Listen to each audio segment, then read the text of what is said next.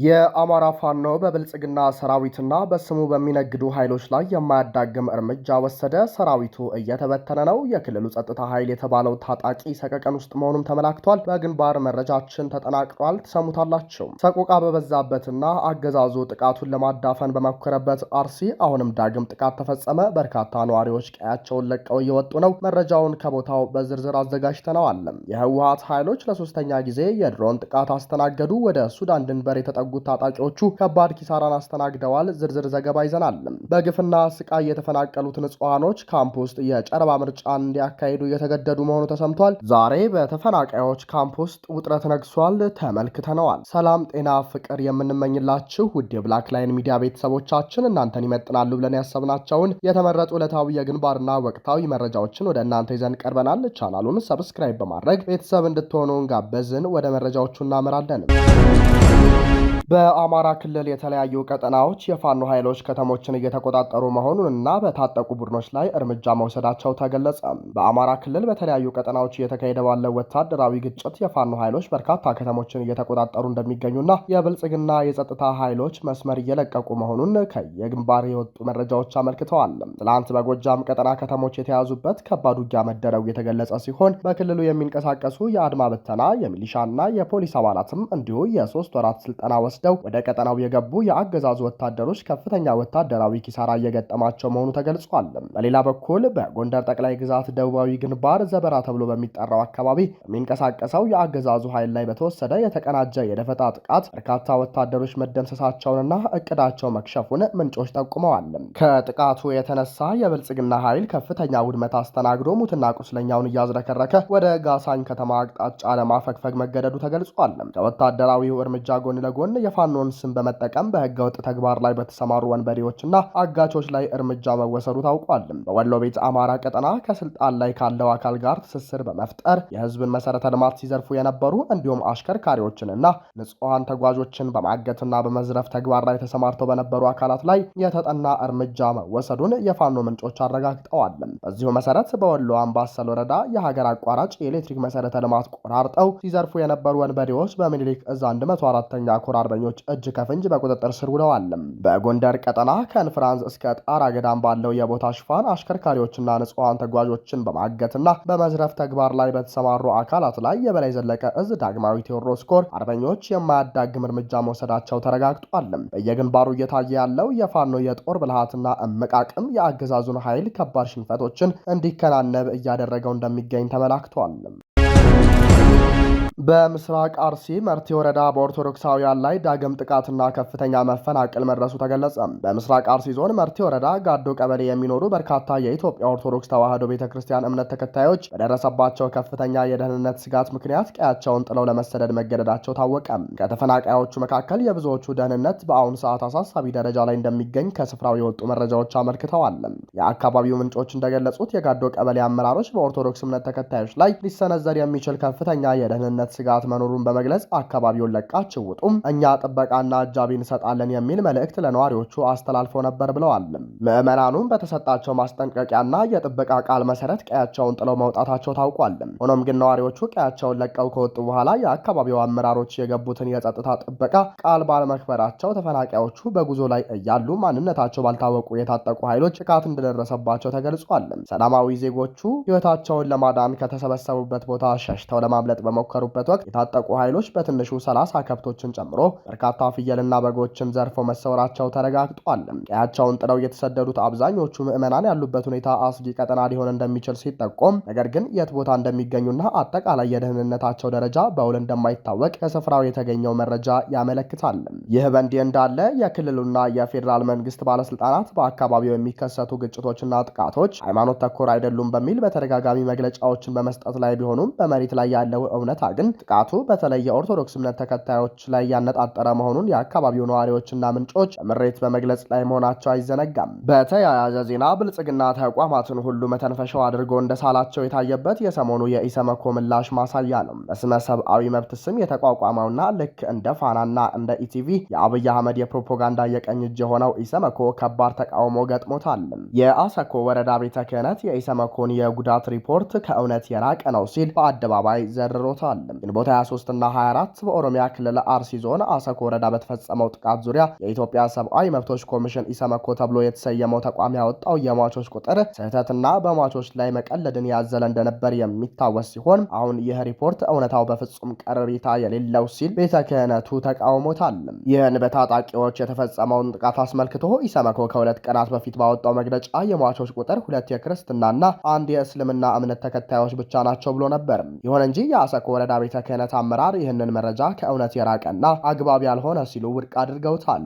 የወረዳው ቤተ ክህነት አመራር ስማቸው እንዳይገለጽ ጠይቀው ለቦርከና ሚዲያ እንደተናገሩት በጥቃቱ የተገደሉት ሰዎች ቁጥር ከ50 በላይ መሻገሩን በመጥቀስ በቦታው የነበርን እኛ ነን በማለት ማን ያውራ የሰማ ማን ይመስክር ያየ እንዲሉ እውነት ያለው እኛ ጋ ነው። ይህ ሰብአዊ መብት ነኝ ያለው ድርጅት ቦታውን ሳይረግጥ ህዝብን ያደናገረ ምናልባትም ከራሱ ከአገዛዙ የንጹሃን ሞት ድበቃ ከፍ ያለ በደል በሟቾች ላይ አድርሷል ብለውታል። ይህ ቁጥር የተገኘውም ከተጎጂዎችና ከተፈናቃዮች ጋር በቀጥታ በመነጋገር የተገደሉባቸውን የቤተሰብ አባላትና ልጆች ብዛት በትክክል በመመዝገብ በተሰራ ስልታዊ ዳታ እንጂ ተባለ በሚል የወሬ መረጃ እንዳልሆነ አረጋግጠዋል። ከተገደሉት ከ50 በላይ ሰዎች መካከል አንዱ የእስልምና እምነት ተከታይ መሆናቸውን የገለጹት አመራሩ የኢሰመኮ ሪፖርት የወደመውን ሰፊ የሰው ህይወትና ንብረት ያሳነሰ የደበቀ ነው ብለዋል። በጥቃቱ ሳቢያ የ101 ዕድሜ ያለው የጠለታ ቅዱስ ገብርኤል ቤተክርስቲያንና 282 መኖሪያ ቤቶች ሙሉ በሙሉ የተቃጠሉ ሲሆን የሼክ ሙስጠፋ መስጅድ አጥር ላይም ጉዳት መድረሱ ቀደም ብሎ ተገልጿል። ሰሞኑን በተሰራው የዳታ ክለሳ መሰረት ደግሞ የተፈናቃዮች ቁጥር ከ2500 በላይ መድረሱም ታውቋል። በወቅቱ የአርሲና ሶማሌ ክልል ጅጅጋ አህጉረ ስብከት ሊቀ ጳጳስ ብፁዕ አቡነ ኤልሳ 13 ኦርቶዶክሳውያን መገደላቸውንና ከ280 በላይ ምዕመናን መፈናቀላቸውን ገልጸው የነበረ ቢሆንም የሟቾችና የተፈናቃዮች ቁጥር ከዚያ በላይ መሆኑን ነዋሪዎችና የወረዳው ቤተ ክህነት በሂደት ካሰባሰቡት መረጃ ለመረዳት ተችሏል። ሆኖም ይህ የአብይ አህመድ ጎረቤት የሆነው ኢሰመኮ ያወጣው ሪፖርት ከሊቀ ጳጳሱ መግለጫ በኋላ የሆነና ነገር ግን ከእሳቸው የተለየ የተደበቀ ተደርጎ መወሰዱ በሟቾች ላይ ከመቀለዱ በተጨማሪ የቤተ ክርስቲያኒቱን አባት መረጃ ሪፖርት ውሸት ለማስባል የታለመለት እንደሆነም ተገልጾ ነበር። የቤተ ክህነቱ አመራር አክለውም ቦታው ላይ የመንግስት አካላት መጥተው እውነታውን በአይናቸው አይተዋል በማለት የኮሚሽኑ ሪፖርት የደረሰውን ሰብአዊና ቁሳዊ ውድመት በአግባቡ አለማሳየቱን በድጋሚ ተችተዋል። በዚህ በአርሲ የደረሰውን የንጹሃን ጭፍጨፋ ከሊቀ ጳጳሱ አቡነ ማትያስ እስከ ምዕመናኑ፣ ታዋቂ ሰዎች፣ ድርጅቶች፣ ዲያስፖራዎች፣ ልሂቃን እንዲሁም የራሱ የብልጽግና አንዳንድ ተሿሞች ሳይቀሩ እየተቃወሙትና ከንጹሃኑ ጎን መሆናቸውን እየገለጹ ባሉበት በአሁኑ ወቅትም የብልጽግናው አብይ አህመድ የሰጡት መግለጫና የኢሰመኮ ሪፖርት በርካቶችን ያስቆጣና በቦታው ላይ ያለው እውነትን የደበቀ ሆኗል።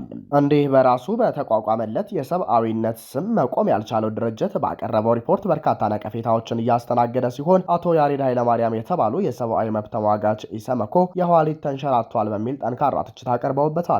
የኢትዮጵያ ሰብአዊ መብቶች ኮሚሽን ኢሰመኮ በቅርብ ጊዜያት እያሳየ ያለው አካሄድ ተቋሙ ካስመዘገበው የገለልተኝነትና የሙያ ልዕልና አውርዶት ወደ ቀድሞ የመንግስት የሰብአዊ መብት ጥሰት ገበና ሸፋኝነት እየመለሰው ነው በሚል ስጋትና ጠንካራ ትችት እየቀረበበት ነው። ከተቋሙ የውስጥ ምንጮችና የሰብአዊ መብት ተሟጋቾች የሚሰነዘሩ አስተያየቶችን ዋቢ በማድረግ የወጡ መረጃዎች እንደሚያመለክቱት ኮሚሽኑ በተለይ በአዲሱ ኮሚሽነር አቶ ብርሃኑ መሪነት ከተተካ ወዲህ የተቋሙ ነጻነት ጥያቄ ውስጥ እየወደቀ መጥቷል። ኮሚሽኑ ቀደም ሲል በነበሩት ዓመታት የመንግስትን የሰብአዊ መብት ጥሰቶች በመሸፈንና በዓለም አቀፍ መድረኮች የሐሰት ምስክርነት በመስጠት ይታወቅ እንደነበር ያስታወሱት አቶ ያሬድም ለውጥ እያሉ ከሚጠሩት ጊዜ ማግስት ጀምሮ በዶክተር ዳንኤል በቀለ መሪነት ተቋሙን ነጻና ብቃት ባላቸው ባለሙያዎች በማዋቀር በዓለም አቀፍ ደረጃ የከፍተኛውን የኤ ደረጃ ወይም ኤ ግሬድ ማግኘት ችሎ እንደነበር ተገልጿል።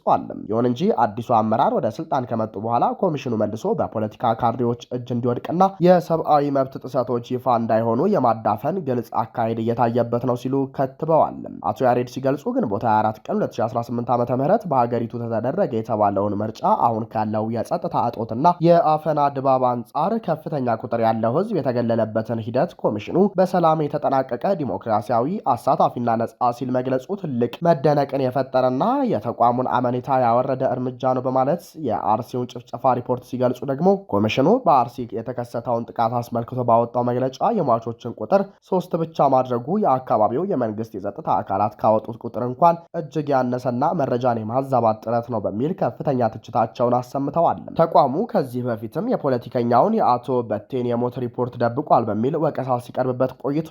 በከፍተኛ የሰው ኃይልና የሀገር ሀብት የተገነባው ይህ ተቋም መልሶ ወደ ቀድሞ የፖለቲካ ተጽዕኖ ስር መውደቁ የሀገር ኪሳራ ነው ያሉት የሰብአዊ መብት ተሟጓቹ ከዚህ በኋላ የኮሚሽኑን እንቅስቃሴዎች በአግባቡ መከታተልና መረጃዎችን የማዛባት አዝማሚያዎችን ለዓለም አቀፉ ማህበረሰብ ማጋለጥ የግድ እንደሚል አሳስበዋል።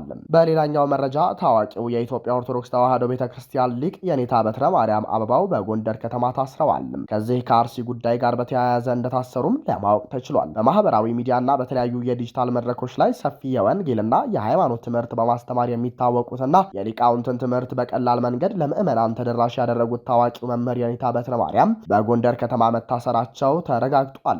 እጅግ ሰላማዊና ለቤተ ክርስቲያን ዘመኑን የዋጀ አገልግሎት ያበረከቱ የሚገኙ ሊቁ ለምን እንደታሰሩ እስካሁን በይፋ የታወቀ ነገር ባይኖርም በቅርቡ በአርሲ የተፈጸመውን የክርስቲያኖች ፍጅት በተመለከተ በገለጹት ወቅታዊ አቋምና በጻፏቸው ጽሑፎች ምክንያት ሊሆን እንደሚችል ተጠቁሟል። በሱዳን ድንበር ሸረሪና አካባቢ በተሰነዘረ የድሮን ጥቃት የጦር መሳሪያ የጫኑ ተሽከርካሪዎች መውደማቸው ተገለጸ። በኢትዮጵያና በሱዳን ድንበር አቅራቢያ በምትገኘው ሸረሪና በተባለች ስፍራ ትናንት ሰኔ 1 ቀን 2018 ዓ.ም የኢትዮጵያ አየር ኃይል በፈጸመው የድሮን ጥቃት የጦር መሳሪያና ሎጂስቲክ የጫኑ ወታደራዊ ተሽከርካሪዎች መመታታቸውን ከአካባቢው የተገኙ መረጃዎች አመላክተዋል። ከጥቃቱ በፊት በነበሩት ቀናትና ሰዓታት የታዩ እንቅስቃሴዎችን የጠቀሱት ምንጮች የጥቃቱ ዝርዝር ሰንሰለት እንደሚከተለው እንደነበር ገልጸዋል። ከጥቃቱ አንድ ቀን አስቀድሞ የትግራይ አርሚ 13ኛ ኮር ሁለት ታጣቂዎች በኤርትራ በኩል በእግር በመጓዝ ወደ ሱዳን ለመሻገር ሸረሪና ደርሰው የነበረ መሆኑ ተመላክቷል። በጥቃቱ ዕለት የጦር መሳሪያና የተለያዩ የሎጂስቲክ ቁሳቁሶችን የጫኑ 2 ኦራልና 5 ኤፍኤስአር ከባድ ተሽከርካሪዎች ወደዚሁ ሸረሪና ወደ ተባለችው ስፍራ አቅንተው ነበር። በሱዳን የሚገኘው የአርሚ 7 ጦር አዛዥ ወደ ድንበሩ የተጠጉትን ታጣቂዎችና የጦር መሳሪያዎችን ለመቀበል ለሰኔ 1 ቀን 2018 ዓ.ም ቀጠሮ ይዞ እንደነበር ተገልጿል። ይህንን ወታደራዊ እንቅስቃሴ ተከትሎ የብልጽግና አየር ኃይል ትናንት እኩለ ቀን ከመሆኑ በፊት 5 ሰዓት ከ45 ላይ በወሰደው የድሮን ጥቃት የታቀደውን የኃይልና የንብረት ዝውውር ማክሸፉ ተሰምቷል። እስካሁን በደረሰው ጥቃት ስለደረሰው የሰው ሕይወት መጥፋትም ሆነ ስለ ጉዳቱ መጠን ይፋዊ የብልጽግናም ሆነ የህወሓት አካላት የተሰጠ ተጨማሪ ማብራሪያ የለም። ብልጽግና ሰሞኑን በህወሓት ታጣቂዎች ላይ ተደጋግሞ የድሮን ጥቃት እየፈጸመ መሆኑ አይዘነጋም። ከ3 ቀን በፊት በገሃምሎ አካባቢ በፈጸመው ጥቃት በርካታ ወታደራዊ አባላቱ መሞታቸውም አይዘነጋም። በጅምላ የተቀበሩ ወታደሮች መኖራቸውም የተገለጸበት የድሮን ጥቃት ህወሓትን መግለጫ ሰጥቶበታል። መግለጫው የፌዴራሉ ብልጽግና ደበደበን ያለ ሲሆን ቁጥራዊ ጉዳት ከመግለጽ መቆጠቡ አይዘነጋም። የነጌታቸው ረዳ ስምረት ፓርቲ በበኩሉ በመሳሪያ አፈሙዝ ኃይል ክልሉን የተቆጣጠረን ስብስብ ለማስወገድ እንነሳ ሲል ለትግራይ ህዝብ ግልጽ ጥሪ ከሰሞኑ ማድረጉ ይታወሳል። ትግራይ እንዲህ ባሉና ተመሳሳይ ውጥረቶች ውስጥ ስትሆን ብልጽግና በድሮን እነጌታቸው ረዳ በፕሮፓጋንዳ እንደ ደብረ ጽዮን በወታደራዊ አፈሳ እየተቀራመቷት ይገኛሉ። በደብረ ብርሃን የሚገኙ ተፈናቃዮች በድንኳን ውስጥ ሆናችሁ ድምጽ ስጡ መባላቸው ከፍተኛ ቁጣን ቀሰቀሰ። ከወለጋ ተፈናቅለው በደብረ ብርሃን ከተማ በጊዜያዊ መጠለያ ድንኳኖች ውስጥ ለዓመታት ለመኖር የተገደዱ በ10 ሺዎች የሚቆጠሩ የአማራ ተወላጆች በድንኳን ውስጥ ሆናችሁ ምርጫ ምረጡ መባላቸው በከተማውና በተፈናቃዮቹ ዘንድ ከፍተኛ ቁጣና ምሬትን መቀስቀሱን ምንጮች ተናግረዋል። ምርጫ ቦርድ ዛሬ ማክሰኞ ሰኔ 2 ቀን 2018 ዓ.ም በተፈናቃዮች መጠለያ ጣቢያዎች ውስጥ ልዩ ምርጫ ለማካሄድ ማቀዱን ተከትሎ ድርጊቱ ከሞራልም ሆነ ከአገሪቱ የህግ አሰራር ውጭ ነው በሚል ከፍተኛ ትችት እየቀረበበት ይገኛል። ተፈናቃዮች ለዓመታት ካፈሩት ንብረትና ቀያቸው በግፍ ተፈናቅለው በከፋ ሁኔታ ውስጥ የሚገኙት ተፈናቃዮቹም ሂደቱን ውጤቱ ደግሞ የታወቀ የጨረባ ምርጫ ሲሉ ጠርተውታል። ከተፈናቃዮቹ መካከል አንዳንዶቹ በሰጡት አስተያየት ከመጣንበት አካባቢ ያለውን እጩ እንድንመርጥ መገደዳችን ፍጹም ተቀባይነት የለውም ብለዋል። የምንመርጠው ሰው ማን እንደሆነ አናውቅም፣ ያፈናቀለን ወይም የገደለን አካል ሊሆን ይችላል ሲሉም ውሳኔውን አውግዘዋል። ተፈናቃዮቹ መብታቸውን ለማስከበር ድምጻቸውን እያሰሙ ቢሆንም እስካሁን ምንም አይነት ሰሚ ያለማግኘታቸውን ገልጸዋል። የገዢው ፓርቲ የብልጽግና በምርጫ ቦርድ በኩል እያካሄደ ያለው ይህ ተግባር በአማራ ህዝብ ላይ የተፈጸመ ያለውን ድርብርብ በደል አካል ነው በሚል ከተፈናቃዮች አልፎ በማህበራዊ ሚዲያ እና በተለያዩ የፖለቲካ አስተያየት ሰጪዎች ዘንድ ሰፊ ተቃውሞ እያስከተለ ይገኛል። ክቡራንና ክቡራት አድማጭ ተመልካቾቻችን ለሰዓቱ የነበረን የዜናና የመረጃ ስርጭታችን ይህንን ይመስል ነበር። ቻናሉን ሰብስክራይብ በማድረግ ቤተሰብ እንድትሆኑ ጋበዝን። ጤና ይስጥልን።